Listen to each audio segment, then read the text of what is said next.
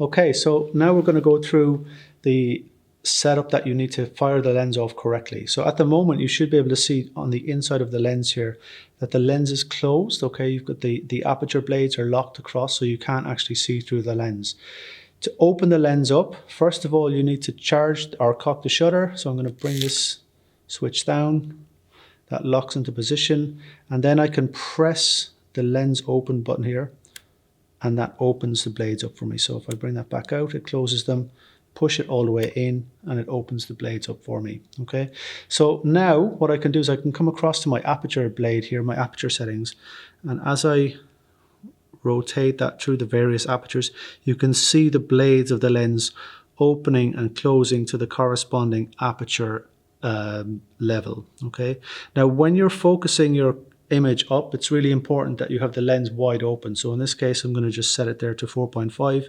That's going to allow the most light possible through the lens, and it's going to make focusing on the back here much easier. Okay, if you try to focus on f32, the image on the back is going to be very dark, and it's going to be very difficult to focus. So shoot or focus wide open. Okay, and once you've got the focus correct, you then need to use your light meter to take your exposure settings, so your shutter speed and your aperture. So I've previously taken my light readings, and in this setting it tells me that I need to shoot at f16 and 125th of a second. So I'm going to change my aperture blade there to f16, and my shutter speed is on the outer dial here. Okay, and you've got this white line on the side. I need to line that up with my appropriate shutter speed, so 125th of a second. Now this one doesn't have 125th, so I'm just going to set it somewhere between 100 and 200. Okay, so that's going to be roughly around 125th of a second.